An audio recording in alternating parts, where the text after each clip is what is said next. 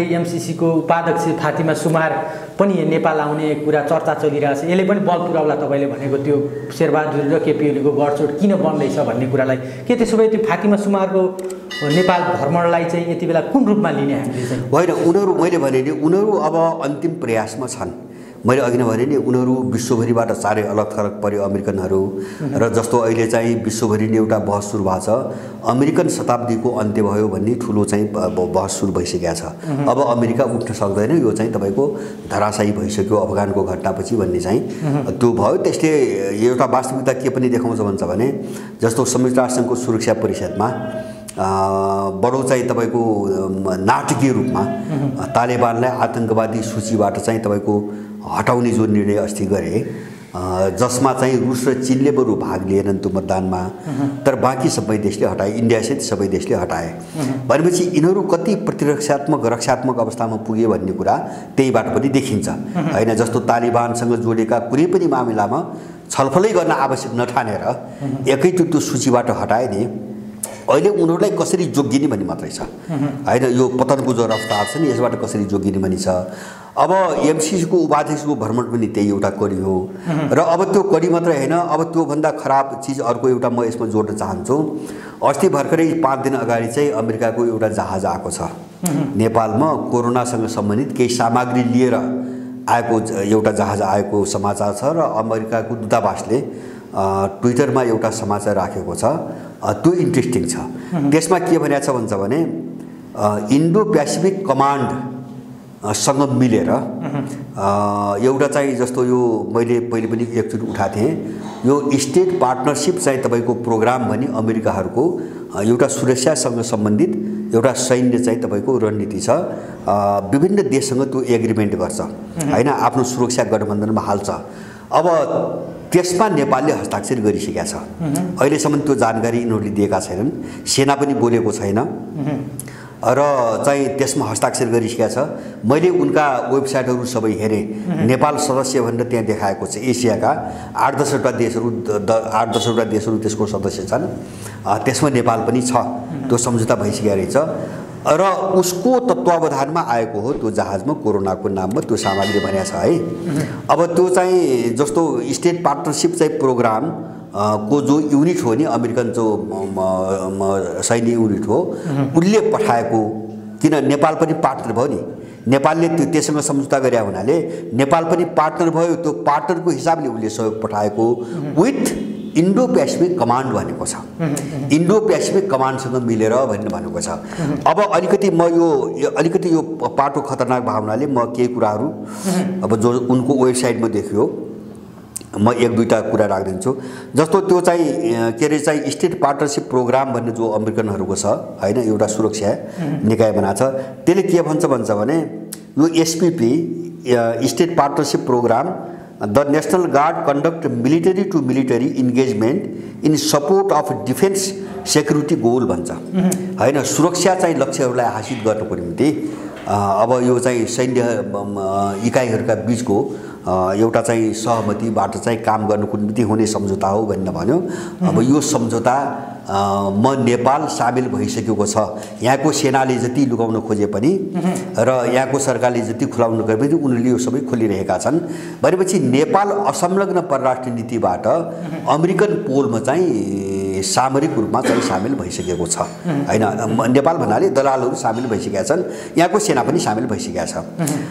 अब एउटा त उनीहरूले सेक्युरिटी गोल भने आफ्नो सुरक्षा लक्ष्य हासिल गर्नको निम्ति यो प्रोग्राम चाहिँ अगाडि बढाएको हो। यसको सदस्य नेपाल पनि छ भने र उनले के अरु अब के रे मैले भने नि अमेरिकन दूतावासको चाहिँ तपाईको ट्विटरमा with US Indo Pacific command सँग मिलेर चाहिँ पठाएको यो सामान पठाएको भने र उनको अर्को वेबसाइटले के भन्छ भने by law the mission of the SSP is SSP को त्यो चाहिँ प्रोग्रामको मिसन के हो भन्छ भने to support the security cooperation objectives. सुरक्षा चाहिँ तपाईको सहकारीका उद्देश्यहरू प्राप्त गर्थे भनेपछि अमेरिकन चाहिँ तपाईको जो सुरक्षा स्वार्थ हो नि त्यो सुरक्षा स्वार्थलाई कसरी अगाडि बढाउने भन्ने उद्देश्यले उनीहरूले बनाएको। उनले 1991 बनाएको। पहिले उनले सोभियत संघ विघटन भएपछि बाल्टिक गणराज्यहरूलाई चाहिँ त्यसमा सामेल गरेर यिनले त्यहाँबाट सुरु गरे, जस्तो इस्टोनिया, लिथुआनिया अथवा चाहिँ लाटभियालाई सामेल गरेर सुरु गरे। अहिले धेरै देशहरूसँग यो एग्रिमेन्ट यिनीहरूले गरेका छन्, जसमध्ये एमसिसीको प्रसङ्ग आइसकेपछि तपाईको नेपाल पनि त्यसमा जोडियो।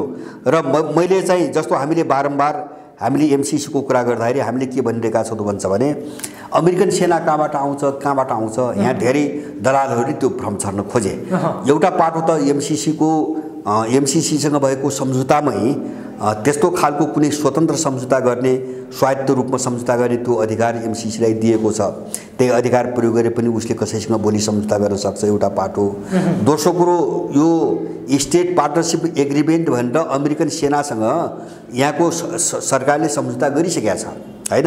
अब यो कोणबाट पनि ऊ आउन सक्ने भयो, सम्झौता भइसकेको छ र यहाँको सेना पनि त्यसमा संलग्न भइरहेछ हैन। अमेरिकन सेनासँग संलग्न भएर अहिले चाहिँ असंलग्न परराष्ट्र नीतिका विरुद्ध चीन र चाहिँ रुसका विरुद्धमा यिनीहरू मुभ गरिसकेका छन्, यो सबै देखिरहेछ।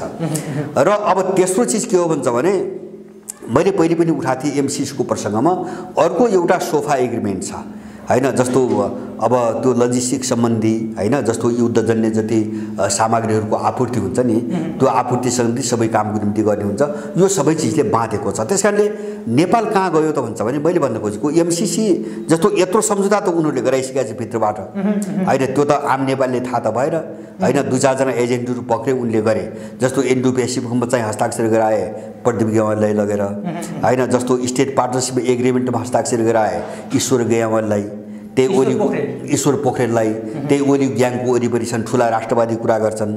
अब तपाईँको यता शेरबहादुरको जो प्रयत्न हेर्नुहुन्छ हैन, त्यही केन्द्रित छ। अब प्रचण्डको चाहिँ भित्री मनसाय त्यही केन्द्रित छ भनेपछि बाहिर चाहिँ तपाईँको छुट्टै छुट्टै मुखौटा देखाएर यो पुरै अपराधी जमात एउटै मिसनमा लागिरहेछ हैन। कसरी नेपाल विरुद्ध चाहिँ तपाईको विदेशीलाई चाहिँ नेपालभित्र हुल्ने भन्ने त्यो मिसनमा यो सबैतिरका ग्याङका मान्छेहरू त सामेल छन्। त्यसकारणले अब स्थिति नेपालको अहिले के हो हामीले भनिरहेछ भने हामीले चाहेर पनि नचाहेर पनि है एकदम आदर्शवादी भएर बडो सरल ढङ्गले पनि देश बुझ्नु हुँदैन, स्थिति एकदम जटिल भइसकेको छ। हामीले हेर्ने के हुन्छ भने नेपाल एउटा चाहिँ ठुलो उथलपुथलको चरणमा प्रवेश गरिसकेको छ। यसबाट जति पन्छन खोजे पनि अब सम्भव छैन। उथलपुथल होला, भोलि त्यो ठुलो एउटा आन्दोलनको रूपमा पनि हुनसक्छ, त्यो ठुलो चाहिँ के अरे हत्या हिंसाका रूपमा पनि हुनसक्छ। जस्तो उनीहरूले यति गराइसकेपछि अन्तिम प्रयास त गर्छन् नि त। अब यो प्रयास कहाँ गर्छन् भन्छ भने जस्तो इन्डियनहरू समेत कहाँ लागिरहेछन् अहिले अमेरिकनसँग मिलेर भन्छ भने तपाईको 2018 मा इन्डियाको चाहिँ गुप्तचर निकायले एउटा रिपोर्ट चाहिँ तपाईको सार्वजनिक गरेको थियो।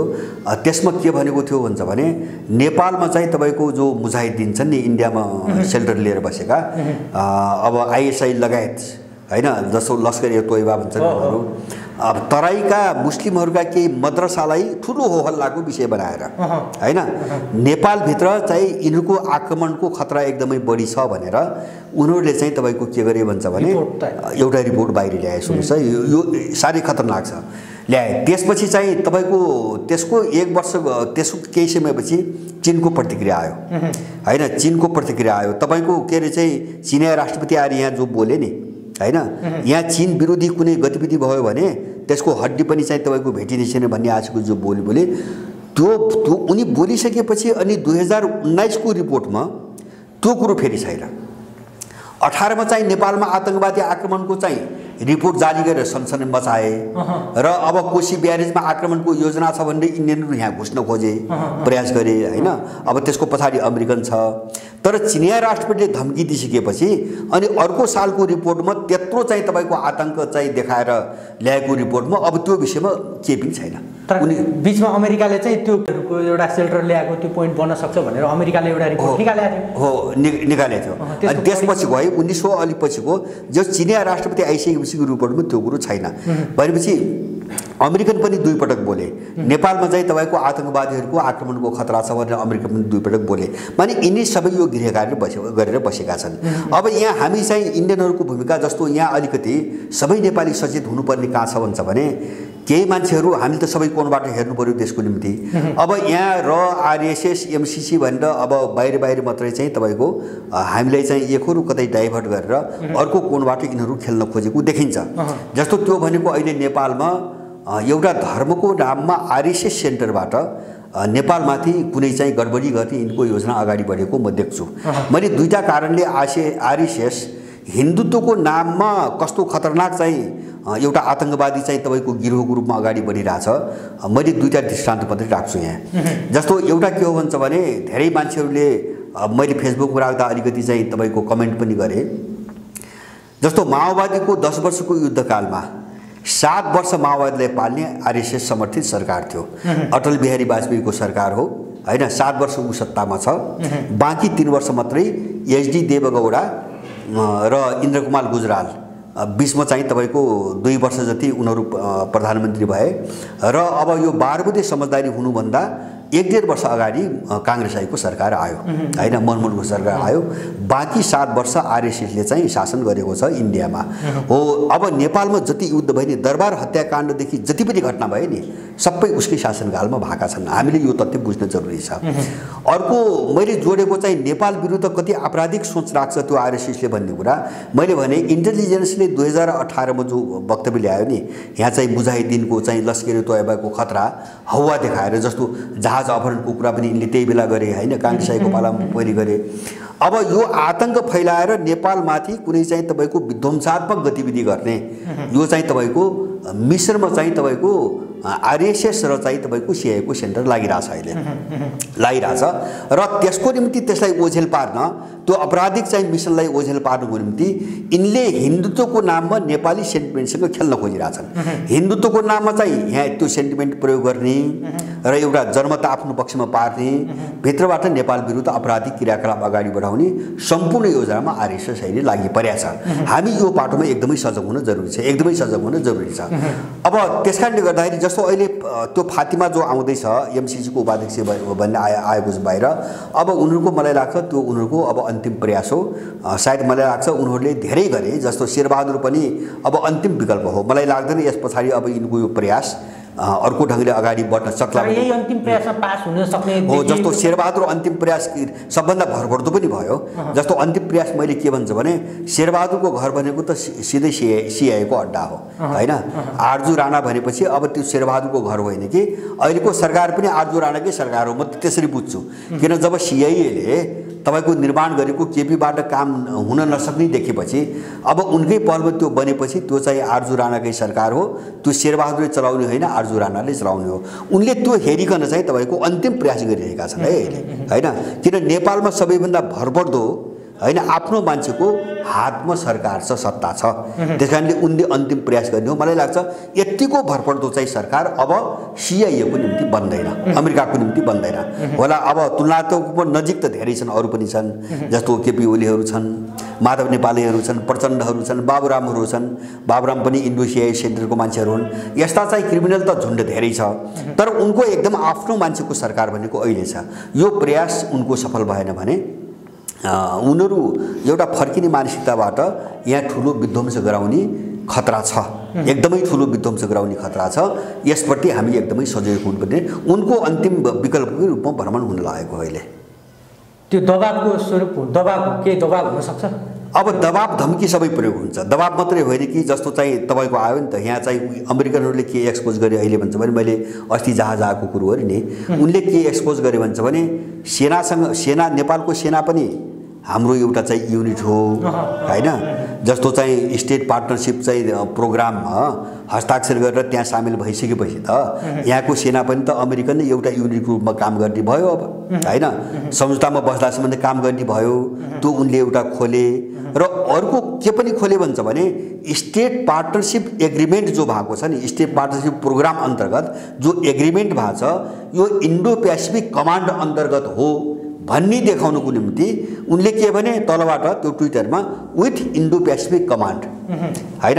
अब उसँग को साझेदारीमा उसँग सहित हैन अहिले चाहिँ जस्तो एसपीपी छ नि, स्टेट पार्टनरशिप चाहिँ तपाईको प्रोग्राम अन्तर्गत को यो सहयोग चाहिँ के हो भन्छ भने इन्डो पेसिफिक कमान्डसँग सहितको एउटा चाहिँ पहलबाट गरिएको सहयोग हो भनेपछि उनीहरूले एक्सपोज गरे। मैले भन्न खोजेको अब त्यो एमसिसीको उपाध्यक्ष आउनुभन्दा अगाडि अमेरिकनहरूले के एक्सपोज गरे भन्छ भने नेपालको अहिलेको सरकार, यिनी दलाल र नेपालको सेना हैन हाम्रो एउटा अभिन्न अंग हो, हाम्रो सेक्युरिटी रणनीतिको अंग हो, यो सम्झौता भइसकेको छ, त्यसैले तिमीले जसरी पनि पास गर्नुपर्छ। किन सम्झौता त भएको छ हैन, अब सम्झौता त सबै भएको छ, त्यसकारणले सम्झौता भएको हिसाबले इन्कार गर्न मिल्दैन। त्यो दबाब दिनको निम्ति यिनले ट्विटरमा सबै कुरो राखे र उसलाई चाहिँ तपाईको एमसिसी उपाध्यक्ष पठाउँदैछन्। मैले यो सबै हेरिकन यिनको यो एक्सरसाइज हेरिकन मैले यो अब उनको अन्तिम प्रयास हो भन्ने मैले भनेको। तर मेरो विश्वास के हुन्छ भने यिनीहरू नेपालबाट भाग्नै पर्छ, यिनीहरू भाग्छन्, यिनीहरू सफल हुँदैनन्। किन भन्छ भने किन सफल हुँदैनन् भन्छ भने जस्तो यहाँको दलालको पनि मैले कुरो गरेँ, त्यही शेरबहादुर त्यही आर्जु भित्रभित्र चाहिँ उही चाहिँ तपाईको कामलाभित्र चाहिँ थुतुनु लुकाएर हैन भित्र बगबग गर्न त सजिलो हुन्छ, तर बाहिरको जो जोखिम हो नि, अब यो अगाडि बढ्दा जो जोखिम हो नि, उनीहरूले पछिल्लो पटक चाहिँ अहिले चाहिँ अफगानिस्तान हेरे हुन्छ हैन, जस्तो सालेह लगायत चाहिँ जस्तो अहिले पञ्जशिरमा बेग्लै हारगुहार गरिरहेछन् उनीहरू। तालिबानले घेराबन्दी गरेर जो आक्रमण गर्यो हारगुहार गरिरहेछन्। हिजो 20 वर्षसम्म तिनीलाई चाहिँ कठपुतली बनाएर त्यत्रो रक्तपात मताए, अब अहिले चाहिँ आफूलाई चाहिँ फाइदा नहुने भएपछि हार गुहारमा छन्, कसैले सुन्दैन। बरु भयो के हुन्छ भने बेलायती तालिबानसँग सहकारी गर्छौँ भन्छ, अमेरिकाले आतंकवादी लिस्टबाट हटाउन मतदान गर्छ, सुरक्षा परिषदमा गर्छ, अनि सिआइएको प्रमुख आएर चाहिँ त्यो बरादरसँग चाहिँ तपाईको गोप्य मिटिङ गर्छ भनेपछि सबैलाई सडकमा उतार्नु पारेर फ्याङ्थे। त्यो हालत त यिनको त आउँछ भोलि, त्यो त बुझिया छ हैन। उनले त प्रयोग गर्ने, आफूले नसक्ने भएपछि लगेर सडकमा मिल्गाइदिने हो। त्यसपछि यिनको जिन्दगी कहाँ पुग्छ भने त्यो अनुमान इल्लै छ।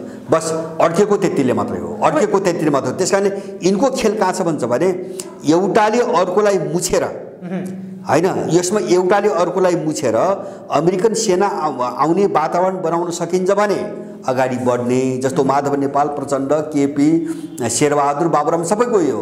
तर अब यो भित्रबाट चाहिँ कुनै एउटा विपक्षी जस्तो भएर उभिदिने र अब त्यो स्थिति आयो भने अर्कोले जोखिम नमोल्ने। अब यहाँबाट अर्कोले जोखिम नमोल्ने। मैले तपाईँलाई सानो एउटा उदाहरण अथवा एउटा उदाहरण पनि प्रस्तुत गर्न चाहन्छु। जस्तो नेपालमा एमसिसीको विरुद्ध जुन किसिमको सङ्गठित असङ्गठित जुन किसिमको शक्ति छ, त्यो शक्तिले नै एउटा राष्ट्रिय टेलिभिजनमा बनेको विज्ञापन, त्यहाँबाट त्यो पनि एउटा सानो उदाहरण हो नि त नेपालको एमसिसी विरुद्ध कति जन्ममा छ भन्ने। राष्ट्रिय टेलिभिजनमा बनेको एउटा विज्ञापन चाहिँ 2 दिनको दिन हटाउनु पर्ने स्थिति आयो। आज कुनै पनि दलहरूले चाहिँ एमसिसी पास गर्छौँ भनेर बाहिर सार्वजनिक स्थलमा आएर बोल्न सक्ने स्थिति छैन। त्यही त्यो भन्ने नेपालमा भएको जुन किसिमको जनमत छ एमसिसी विरुद्ध सङ्गठित असङ्गठित जुन किसिमको जनमत छ, फातिमा नेपाल प्रवेश गर्दाखेरिका यी जति पनि सङ्गठित असङ्गठित सञ्जालीय एउटा जनमत छ, त्यसलाई चाहिँ कसरी कुन रूपमा प्रयोग गर्ने, जसरी एउटा टेलिभिजनले एमसिसीको पक्षमा विज्ञापन गर्दा जसरी नेपाली जनताहरू उत्रे त्यसलाई बाध्य बनाउनु भयो, त्यस्तै केही एउटा कार्यक्रमहरू तपाईँहरू पनि यो एमसिसीको निकै लामो समयदेखि विरोध गर्दै आउनु भएको छ, केही त्यस्ता कार्यक्रमहरू केही छन्? होइन, कार्यक्रम यस्तो छ, अब कार्यक्रम त हुन्छ नै होइन, कार्यक्रम त हुन्छ नै। जस्तो अब एउटा सम्पूर्ण जनमत, अब यिनको प्रयास मैले भने तपाईँले भन्नु विज्ञापन, जस्तो यहाँका क्रिमिनलहरूलाई अपराधी मिडिया सारा प्रयोग गरेर जस्तो एउटा चाहिँ तपाईँको विज्ञापनै बनाएर जसरी बजाए नि, अब यिनीहरू त मिसनमा लागेका मान्छेहरू बजाउनेहरू पनि त्यहाँ भूमिका खेल्ने त अब सामान्य पैसा भयो खेल्यो होला, बजाउनेहरू त एउटा मिसनमा बजाइरहेछन्। अब जस्तो उनीहरूले आफै पनि त्यो बन्द गर्छन्, फिर्ता गर्छन् भनेपछि यिनीहरूको कस्तो दुविधा भयो त भन्छ भने यसको नतिजा के निस्कन्छ भनेर अब त्यहाँ यिनीहरू भयभीत भइरहेछन्। एकदम स्वाभाविक हो।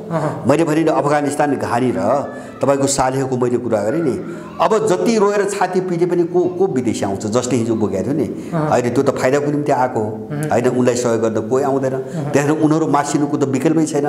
त्यो स्थिति नेपालमा आउँछ। मैले भने ग्लोबल राजनीति हेर्दाखेरि पनि यहाँ अमेरिका सफल हुने मैले कुनै सम्भावना देख्दिनँ। र अर्को चाहिँ हामीले हेर्ने के हुन्छ भने त्यो जग र परिवेश कस्तो छ, मुख्य चिज त्यो हो हैन।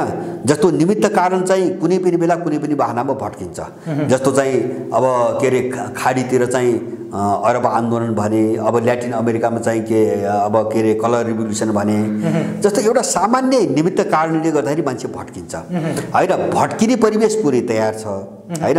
जस्तो एमसिसी के को निम्ति, अब यो त मलाई लाग्छ कुनै पनि नेपालीबाट अब चाहिँ तपाईँको अब यो गोप्य छैन हैन। प्रत्येक घर घरको मान्छेले बुझ्यो भनेपछि 79.79 भन्दा पनि बढी नेपाली यसको विरुद्धमा खडा छ, यसको विरुद्धमा खडा छ। अब यो आधार के हो त भन्छ भने भोलि कुनै निमित्त कारण त जस्तो यिनकै झगडा बीचबाट पनि निस्कन सक्छ, अथवा चाहिँ यिनका विरुद्धमा सडकबाट हुने एउटा प्रतिरोधमा पनि निस्कन सक्छ, अथवा चाहिँ कुनै विदेशी शक्तिले कुनै चाहिँ आतंक फैलाएर पनि एउटा त्यो निमित्त कारण बन्न सक्छ। निमित्त कारण जेसुकै बन्ला, तर विस्फोट हुने ग्राउन्ड चाहिँ एकदम परिपक्व भइसकेको छ। यिनी डराएको त्यहाँ हो। त्यसकारणले त्यो विस्फोट भयो हुन्छ के भनेपछि मैले बुझेको के हो भन्छ भने नेपालमा अब उथलपुथल सुरु भयो हैन, कुनै निमित्त कारण चाहिँ अगाडि आएर उथलपुथल अब सुरु भयो र मान्छे चाहिँ तपाईको विद्रोहमा भड्कियो भने मलाई लाग्छ नेपालको यो अहिलेको जो स्वरूप र तस्बिर छ नि यसमा काया पलट हुन्छ। नेपालको अबको परिवर्तन हिजोको जस्तो यो दलीयताभित्र सीमित रहेर यो दलको सट्टा अर्काले चाहिँ मौका छोप्ने, अर्काको सट्टा अर्काले छोप्ने, कांग्रेस भएन एमाले, एमाले भएन माओवादी, अब त्यो ढङ्गले नेपालको इतिहास दोहोरिँदैन हैन। त्यतिमा सबै नेपाली प्रष्ट भए हुन्छ। अब नेपाली इतिहास त्यो ढङ्गले दोहोरिँदैन। अब चाहिँ हुने उथलपुथल भनेको नेपाललाई बर्बाद पार्ने जो अपराधी गिरोहहरू छन् नि दलको नामका, यिनको पूर्ण रूपमा अवसान हो। अब पूर्ण रूपमा अवसान हो। उनीहरू भयभीत त्यहाँ भइरहेछन्। मैले भन्न खोजेको उनीहरू भयभीत त्यहाँ भइरहेछन्। यसलाई सम्हाल्न सक्ने ताकत अब उनीसँग छैन। अब त्यो एउटा बाँकी भएको जस्तो जनमत उनीसँग छैन। उनलाई समस्या कहाँ पर्यो भन्छ भने जनमत उनीसँग छैन। अब भर्ती गर्ने त्यही विदेशी हो, आफै भागिरहेछ, संसारभरिबाट आफै भागिरहेछ हैन। जस्तो अमेरिका चाहिँ भन्नुहोस् न, भियतनाममा त गर्यो, अस्ति चाहिँ तपाईँको अफगानिस्तानबाट पनि यो पहिलो टुक्री जो उठायो नि 1 महिना अगाडि, त्यो उठाउँदाखेरि पनि राति 2 बजे कसैलाई थाहा नदिएर, गठबन्धन देशका र अफगानी सरकारलाई थाहै नदिएर राति स्वाट्ठै आफ्नो सेना लग्यो र एयरपोर्टको जो बाँकी थिए बचेका तिनी लग्दाखेरि पनि कसैलाई थाहा नदिएर स्वाट्ट भगायो, सारा हतियार छोडेर चाहिँ तपाईँको भगायो। भनेपछि अब यिनलाई बोक्ने शक्तिको हालत त त्यो छ भने अब यिनीहरू सुरक्षित कहीँबाट पनि भएनन्। न उनलाई चलाउने शक्तिबाट सुरक्षित हुने स्थिति छ, न यहाँ आफ्नो ताकतको भरमा सुरक्षित हुन सक्ने स्थिति छ। हो, यो चुनौतीले गर्दाखेरि यिनीहरू अत्यन्तै ठुलो असमञ्जसतामा पसेका छन्। तर यिनको विनाश हुन्छ, यिनको पूर्ण रूपमा पतन हुन्छ। अब देश चाहिँ यिनको चाहिँ तपाईँको उस्तेर फर्कन्न, यसमा चाहिँ अब हामीले कल्पना गर्न हुँदैन। अब म तपाईसँग 2वटा प्रश्नमा छोटो छोटो टिप्पणी ल्याउँछु। जस्तो हिजो मात्रै सरकारले चीनसँगको सीमा विवादको विषयमा धेरै समाचारहरू निकै पहिलादेखि आउने गर्थे। हामीसँग भारतसँग पनि निकै ठुलो सीमा विवाद छ। विवाद मात्रै होइन, नेपालको भूमि नै भारतले कब्जा जमाएर बसेको स्थिति छ। कालापानीको हामी नक्सा जारी गऱ्यौँ तर लिन सकिरहेको स्थिति छैन। तर सरकारले त्यो दिशा कालापानीमा मिचिएको भूभागसहित जो नक्सा हामीले छाप्यौँ त्यो नक्सा लिने कुरामा वार्ता यताउति गर्ने त कुनै त्यस्तो छाँटकाँट आसन देखिरहेको छ यो सरकार बनेको स्थितिमा। तर अर्को एउटा प्रसङ्ग चाहिँ सरकारले के बनायो भने हिजो चीनसँगको सीमा विवादलाई देखाएर एउटा समिति सरकारले जुन किसिमको चीनसँगको सीमा विवादको छानबिन गर्ने समिति सरकार मन्त्री परिषदले गठन गरेको छ हिजो मात्रै, यसलाई चाहिँ कुन रूपमा पनि हाम्रो त्यत्रो ठुलो सीमा विवाद छ चीनसँग जो सल्झाउनै नसकिने, हाम्रो मन्त्री परिषदले चाहिँ सीमा विवादको छानबिन समिति गठन गर्नुपर्ने स्थिति नै हो चीनसँग पनि होइन। यस्तो हो जस्तो काङ्ग्रेसका केही मान्छेहरू एउटा मिसनमा लागेका छन्। जस्तो यो जीवन साई भन्ने सांसददेखि लिएर अनि काङ्ग्रेसले चाहिँ तपाईँको यो संसदमै सङ्कल्प प्रस्ताव राख्यो नि सीमा चीनले अतिक्रमण गर्यो भनेर। काङ्ग्रेस एउटा मिसनमै छ, सिआइएको मिसनमै छ। अब हामीले पाएको जानकारी हामीले त जस्तो यहाँको सरकार आधिकारिक के बोल्छ भन्ने हो, ओलीको पालामा यो सबै खण्डन भएको छ। चीनसँग हाम्रो सीमा विवादै छैन, यो झुट्टा प्रचार हो भनेर केपी ओलीको पालामा खण्डनै भएको छ। परराष्ट्र मन्त्रीले वक्तव्य निकालेको छ। चिनिया सरकारले पनि नेपालसँग सीमा सम्बन्धी कुनै विवाद छैन भनेर वक्तव्य निकालेको छ हैन। अब दुईटा सरकारले सीमा विवाद नै छैन भनिसकेपछि अब त्यो सीमा विवाद छ भन्ने तत्त्वको हो त्यसले त पुष्टि गर्नु पर्यो। छ भने पनि त्यसले प्रामाणिक रूपमा पुष्टि गर्नु पर्यो। सरकारले छानबिन समिति नै गठन हो, छानबिन समिति गठन गर्नुको मैले भने नि जस्तो जीवन साईहरू त पहिलेदेखि लगाएको छ नि त काङ्ग्रेसले। छानबिन समिति बनाउनुको कारण के हो भन्छ भने अहिले सिआइए र आरएसएसले चीन विरुद्ध एउटा माहौल नेपालमा खडा गर्ने हिसाबले त्यो माहौल कसरी बनाउने भन्ने हिसाबले यिनको रणनीति अगाडि बढेको छ। बस खेल त्यति मात्रै हो, अरू केही पनि होइन। जस्तो चीनसँग सीमा विवाद छ हैन, जस्तो पोहोर पराएर पनि चाहिँ चीनमा चाहिँ नेपालका चाहिँ केही 1 दर्जन जति केटीहरू लगेर बेस्याबिटी गराउँछन् भनेर यहाँ जुलुस लगाउने, चिनिया झन्डा जलाउने काम भयो नि हैन। जबरजस्त विवादमा ल्याउने गरे 13 जना केटीको, त्यो पनि अप्रमाणित कुरा गरेर चाहिँ तपाईँको जुलुस गरे, चिनिया झन्डा जलाए। जबकि यिनी अपराधी गिरोहहरूले दिल्लीमा मात्रै चाहिँ तपाईँको 1 लाख भन्दा बढी नेपाली केटी लगेर बेचेको हैन यिनको निम्ति चाहिँ तपाईँको समाचार हुँदैन। बम्बईमा कति छन्, दिल्लीमा कति छन्, लखनऊमा कति छन्, त्यो यिनको चासोको कुरा भएन। अब चीनमा 12 जना छन् भने यिनको चासोको कुरा भयो हैन। त्यो त एउटा मिसनको रणनीति हो। अहिले पनि सीमा सम्बन्धी अध्ययन गर्ने जो देउबाले बनाएको छ त्यो मैले अघि नै पनि भने त्यो सिधै चाहिँ आरजु राणाबाट गाइडेड हो। र अब चीनसँगको एउटा विवाद छ भनेर कसरी देखाउने र अब त्यसलाई अलिकति चाहिँ उछाल्न पाइयो भने अनि मान्छेको दिमाग डाइभर्ट गरेर एमसीसी कसरी अगाडि बढ्न, बस उनको खेल त्यति हो। त्योभन्दा बढी केही पनि छैन। अब यो यस्तो प्रयास गर्छन् उनीहरूले, यस्तो अरू पनि गर्लान्, अरू केही प्रयास पनि गर्लान् हैन। जस्तो विज्ञापनमा बजाए, एमसीसीको पक्षमा बजाए, अब अहिले तपाईँले भने जस्तो हिजो समिति ल्याए हैन, भोलि अर्को कुरो ल्याउलान्। यसबाट केही भएन भने उनले गर्ने भनेको एउटा चाहिँ के अरे चाहिँ बम आक्रमण हो अथवा कसैको हत्याहरू हुन्, त्यहाँबाट डाइभर्ट कोसिस गर्ने। मैले भने नि अन्तिम प्रयास त उनीहरू गर्छन्, तर मैले भने निष्कर्ष हामीले बुझ्ने के हुन्छ भने यिनीहरू कहीँ पनि सफल हुँदैनन्। जस्तो अस्ति चाहिँ एउटा चाहिँ गजबको एउटा चाहिँ तपाईँको अब विस्तृत रूपमा कुनै दिन कुरा गरौँला। पोम्पियो पहिले चाहिँ सिआइएको डाइरेक्टर थियो, जो ट्रम्पको जो विदेश मन्त्री थियो, माइक पोम्पियो सिआइएको डाइरेक्टर थियो उनी पहिले। अब उनले त्यो डाइरेक्टर पद छोडेपछि उनले भनेका छन् कि त्यो उनी भने हामीले धेरै झुट बोल्यौँ, धेरै अपराध गऱ्यौँ, धेरै गल्ती गऱ्यौँ हैन, अब धेरैलाई फसायौँ आदि इत्यादि धेरै कुरो उनी बोलेका छन्। अनि चाहिँ तपाईँको अब उनी त्यही बोलिसकेपछि त्यही आसपासमा पुटिनको एउटा चाहिँ तपाईँको भनाइ आछ। जस्तो पुटिनको भनाइलाई त चाहिँ यहाँको चाहिँ तपाईँको दलाल सडक छाप मान्छे बोले जस्तो सोध्नु त भएन। उनले के भनेका छन् भन्दाखेरि संसारमा जति पनि आतङ्कवादी हमला भइरहेछन् नि त्यसको 95% चाहिँ तपाईँको अर्गनाइज गर्ने चाहिँ सिआइए हो। 95% आतङ्कवादी जो आक्रमण संसारभरि भइरहेछन् नि त्यो सबै आयोजना गर्ने प्रायोजित रूपमा चाहिँ गर्ने चाहिँ सिआइए हो।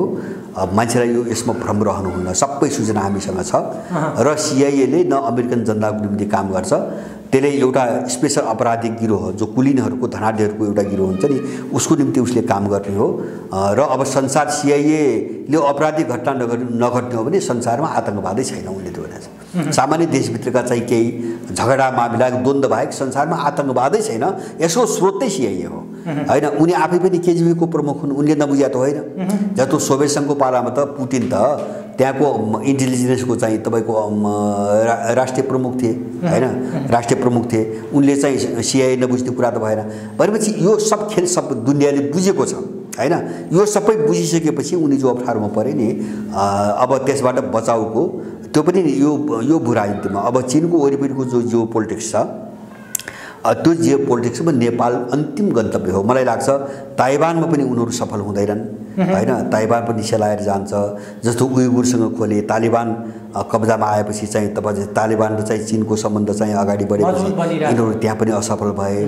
अब उनको अन्तिम कोसिस नेपाल हो। मलाई लाग्छ यो भयो भने नेपालमा पनि यिनीहरू चाहिँ भागे भने यिनको इन्डो पेसिफिक भनेर जो चाहिँ रणनीति बनाएर यिनले यो टोटल्ली असफल हुन्छ, यो फेल हुन्छ, यसले त्यसपछि कामै गर्दैन। अब त्यही दिशामा अमेरिकनहरू गइरहेछन् अहिले। अन्तिम एउटा प्रसङ्ग, महाकाली नदीमा जुन किसिमले ट्विन प्रकरण आयो, सरकारले एउटा गृह मन्त्रालयले छानबिन समिति पनि गठन गर्यो। अस्ति मात्रै एउटा छानबिन समितिले भारतीय एसएसबीकै दोषी प्रमाण छ भनेर जुन किसिमको एउटा प्रतिवेदन पनि गर्यो। सरकारले त त्यो प्रतिवेदन सार्वजनिक गर्न पनि 10 दिन 12 दिन समय दिएको, 1 महिना झन्डै लाग्यो। तर जुन किसिमको प्रतिवेदन आयो सरकारले त्यसलाई कार्यान्वयन गर्ने, भारतसँग कुनै त्यस्तो औपचारिक कूटनीतिक तहमार्फत कुराकानी गर्ने कुनै चेष्टा नगरिकन यसलाई थामथुम गर्ने प्रयास गरिरहेको छ। यसलाई चाहिँ त्रिभुवन पार्टीले विशेष गरी भरत दाहालले कुन रूपमा हेरिराख्नु भएको छ? सरकारको यस्तो मैले बुझेँ, मैले जस्तो आम नेपाली, मैले त धेरै पहिलेदेखि भन्दै आएको, आम नेपालीले बुझ्ने के हुन्छ भने हामी जनस्तरमा आफै नउड्दासम्म हामीले समानान्तर चाहिँ तपाईँको एउटा चाहिँ लड्ने शक्ति हैन। अब यो देशमा यो सेनाको पनि विश्वास नगरे हुन्छ है, देश सिद्धिन्छ। अब यो सबै घटनाक्रम मैले अघि नै भने नि यहाँसम्म आउँदाखेरि सेनाको पनि भर गरेर अब देश जोगिँदैन। अब दलहरू त दल भइगए, यिनी एकदम पेशेवर अपराधीहरू हुन्। हामी आफै उठ्नु र राज्यको समानान्तर सम्पूर्ण तयारी गरेर अगाडि बढ्नुको विकल्प हामीसँग छैन। जस्तो दार्चुलाको घटना पनि त्यही हो, त्यो हुँदैन पनि थाहा थियो हैन। जस्तो देश विरुद्ध चाहिँ त्यही चाहिँ तपाईँको इन्डियन सत्ता र त्यही सिआइएसँग मिलेर यत्रो अपराध गरिरहेको छ यिनीहरू। अनि त्यसले चाहिँ जयसिंह धामीको पक्षमा न्याय दिन्छ भनेर त्यो साह्रै कमजोर मानसिकता भएकाले आश गर्ने कुरा थियो। उनले जे रिपोर्ट ल्याए त्यसलाई चाहिँ लम्ब्याउने र निर्मला केस जस्तो बिस्तारै शिथिल बनाउने खेल मात्रै हो। जस्तो भाषा आयो नि, हाम्रो त्यो प्रत्यक्षदर्शी छन्, बयान दिएका छन्, नेपालीहरू छन्, सारा भनेका छन् भन्दा भन्दै पनि अब इन्डियन पुलिस त उपस्थित त थियो, तर उसको संलग्नता हो कि होइन छानबिन गर्नुपर्छ भनेपछि अब त छानबिनमा जाने भयो होइन, वर्षौँ जान्छ। निर्मला जस्तो हुन्छ यो है, निर्मला बनाउने खेल हो यो, वर्षौँ जान्छ। त्यो भने नगर्ने हो। अब नगर्ने हो भन्ने कुरो कहाँ प्रश्न थियो त भन्छ भने नेपालले त्यति पनि बुझेन। जब चाहिँ बिजेपीको एउटा नेता बोलाएर जब चाहिँ आरजु देउवाले उसको हातमा राखी बाँधिने विजय चौथवाले हो त्यो नै अब यो घटना अगाडि बढ्दैन भन्ने कुराको सङ्केत त्यो पर्याप्त थियो होइन। अब त्यसपछि नै हामीले बुझ्नुपर्ने थियो, भयो त्यही। त्यस कारण यसलाई थामथुम पार्ने कोसिस हो।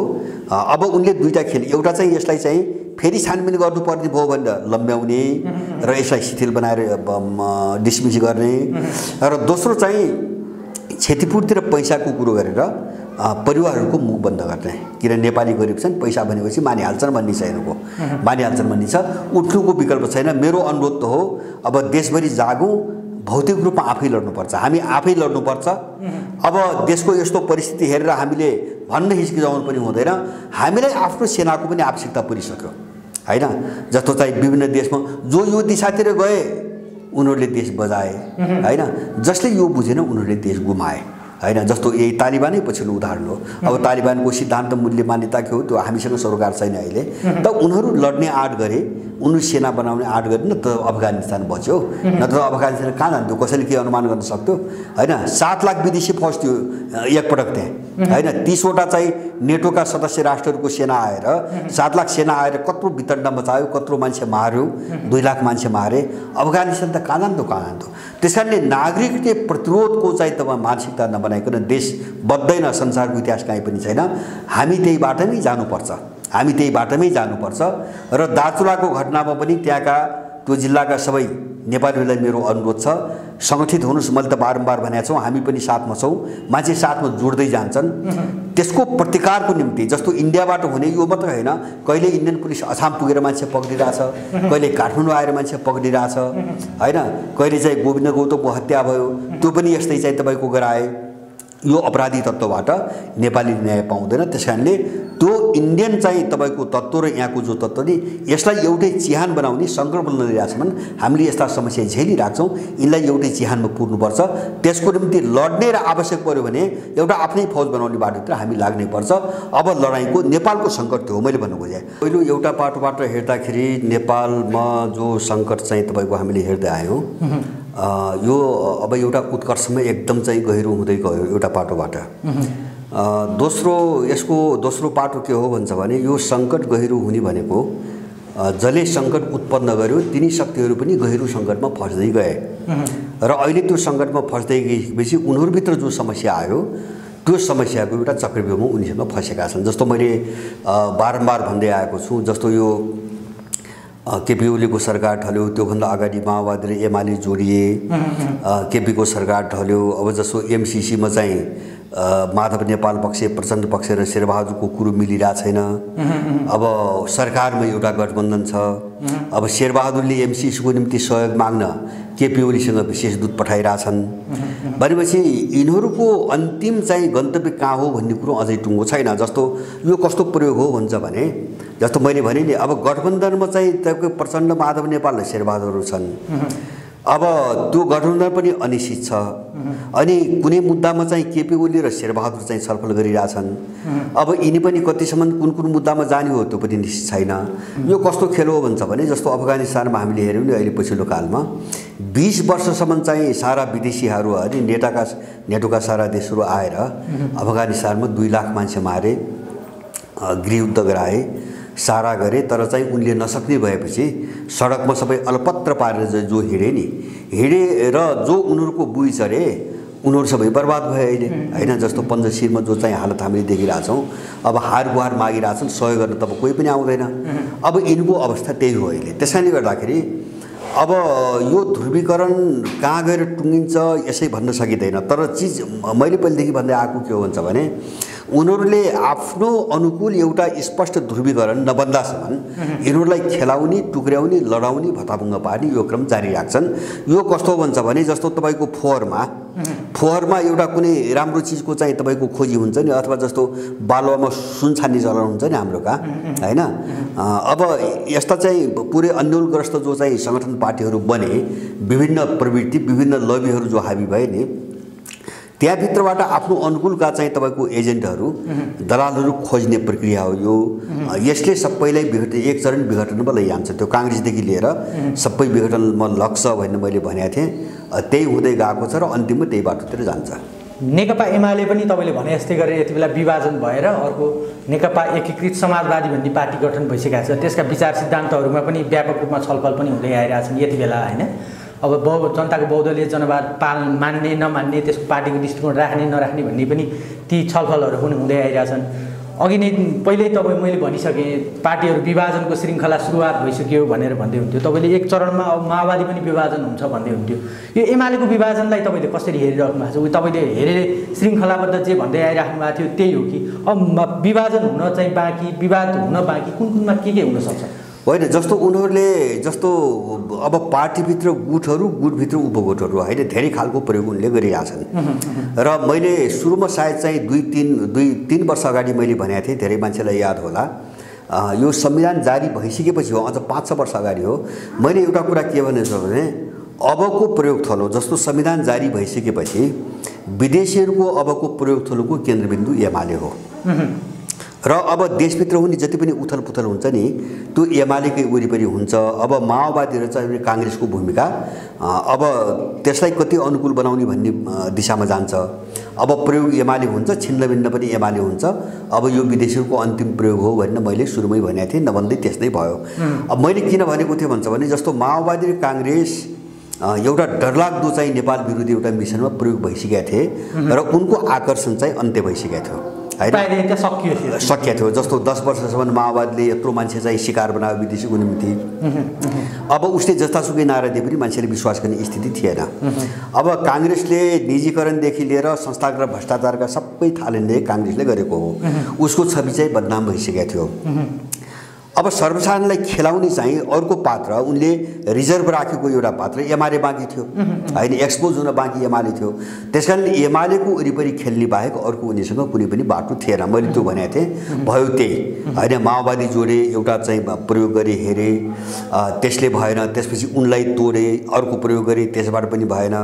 अब एमाले तोडे, जस्तो माधव नेपाल चाहिँ तपाईँको चाहिँ ऊ भए, होइन? अब त्यति मात्र होइन, त्यहाँ अर्को खेल के आयो भन्छ भने माधव नेपाल र केपी ओलीलाई जुटाउनुपर्छ भनेर जो पछिल्लो पटक लागे नि, यिनको भूमिका पनि दुईतिर चाहिँ एकदमै शङ्कास्पद ढङ्गले अगाडि बढेको छ। कथित दोस्रो पुस्ता किन उनीहरू पनि मलाई मेरो चाहिँ बुझाइ के छ भन्छ भने यिनीहरू पनि त्यही कोटीका खेलौना हुन्, होइन? जस्तो चाहिँ तपाईँको यिनको रोल के देखियो भन्छ भने अब शेरबहादुरलाई प्रधानमन्त्री बनाउन यिनले सबै काम गरी भूमिका खेले। अब माधव नेपाललाई उकासेर पार्टी फुट्ने ठाउँमा बिन्दुमा पुर्याउनु पनि यिनै हुन्, होइन? सायद यिनको त्यो भूमिका नभइदिए भए माधव नेपालको त्यो आँट आउँदैन थियो। त्यो भूमिका पनि यिनै खेले र अन्तिममा चाहिँ तपाईँको कोही उता कोही यता बसेर अब कसैले चाहिँ तेस्रो पार्टी बनाउने भन्ने पनि कुराकानी अगाडि बढाए। यो सबै मिसनमा भइरहेछ, होइन? उनले टेस्ट गरिरहेछन्। जस्तो बाहिरी शक्तिहरूले अब केपी ओलीका पछाडि कति मान्छे लगाउने, किन आफ्नो ठाउँ रित्तो त कहीँ पनि छोड्दैनन् उनीहरू। केही मान्छे केपीका पछाडि लगाउने, केही मान्छे माधवका पछाडि लगाउने, अब एकाध मान्छे प्रचण्डका पछि लाउला, केही मान्छेलाई अर्को ज्ञान खोल्न पठाउला। उनका आफ्ना प्रयोगहरू भए र यो पछिल्लो अवस्थामा यो चाहिँ यो 5-7 दिन 8 दिन लगाएको स्थिति यिनकै बिचमा यस्तो जटिल भएर गयो कि जस्तो माधव नेपालको एउटा चाहिँ दस्तावेजलाई लिएर एउटा कुरा आज प्रदीप नेपाल र वामदेवबाट माधव नेपालले जबज छोड्या हुनाले जनताको बहुदलीय जनवाद भन्ने दस्तावेज नभएनाले हामी नबस्ने भने, होइन? अब उनीहरूले के बुझेर भने त्यो उनको कुरा भयो, होइन? उनको बुझ्ने हैसियत छ कि छैन उनको कुरा भयो। मैले बुझेको के हो भन्छ भने अब केपीको विरुद्धमा त्यो विदेशी शक्तिले 12 बुँदे मिसनमा चाहिँ तपाईँको सँगसँगै ल्याएका जो वामपन्थी खोलका चाहिँ तपाईँको दलालहरूको झुन्ड छ नि यसलाई एक ठाउँमा राख्न कोसिस गरेको प्रष्ट रूपमा देखियो हैन। जस्तो माधव नेपालले आफ्नो कार्यक्रममा जबज नराख्या त किन हो भन्छ भने त्यो भोलि प्रचण्डसँग मिल्नको निम्ति बाटो बनाएको हो हैन। जस्तो जबज राखेपछि त भोलि विवाद हुन्छ, माओवादीले मान्दैन, नेकपा छँदाखेरि विवाद बनेकै थियो, विवाद जबजको विवादै त्यहाँ आएको हो। जस्तो माओवादीको नयाँ जनवाद राखिदियो भने तपाईको के अरे अब माधव नेपाल समूहले मान्दैन। त्यसकारणले यहाँ खेल एउटा खेल जस्तो इन्डो विशेष गरिकन यो किता इन्डो, यसमा चाहिँ इन्डो अमेरिकन केही तत्त्वहरू, इन्डो युरोपियन केही तत्त्वहरू यो मिसावट छ। र अहिले विशेष गरेर इन्डिया केन्द्रित चाहिँ तपाईँको एउटा किता चाहिँ तपाईँको जो यो रहको साउथ बोलको जो किता थियो, यो किता चाहिँ प्रचण्ड, बाबुराम र माधव नेपाललाई एक ठाउँमा ल्याएर एउटा पार्टी बनाउने कोसिसमा लागेको छ। त्यसको निम्ति जस्तो बाबुरामले भनेको तपाईँहरूले पनि सुन्नुभयो, अब के अरे समाजवादको एउटा नयाँ व्याख्या गरेर हामी सबै एक ठाउँमा बस्ने एउटा चाहिँ वातावरणको खोजी गर्नुपर्छ भनेर उनले अब व्याख्या खोजिरहेछन्। जस्तो माधव नेपाल, प्रचण्ड, बाबुराम कहाँ अट्ने त हैन, त्यो नयाँ खालको परिभाषा उनलाई चाहिएको छ। त्यो एक खालका साम्राज्यवादीहरूको एउटा ध्रुवीकरण हो। अब अर्को चाहिँ एउटा विचित्रको चाहिँ दृश्य अहिले के देखियो भन्छ भने शेरबहादुर देउबा अब प्रचण्ड र माधव नेपालको समीकरणको आधारमा प्रधानमन्त्री बनेका छन्। तर उनले केपी ओलीसँग चाहिँ तपाईँको वार्ता गर्न, त्यो ग्याङसँग वार्ता गर्न उनले विशेष दूत पठाए हैन। मलाई चाहिँ ज्ञानेन्द्र कार्की गए।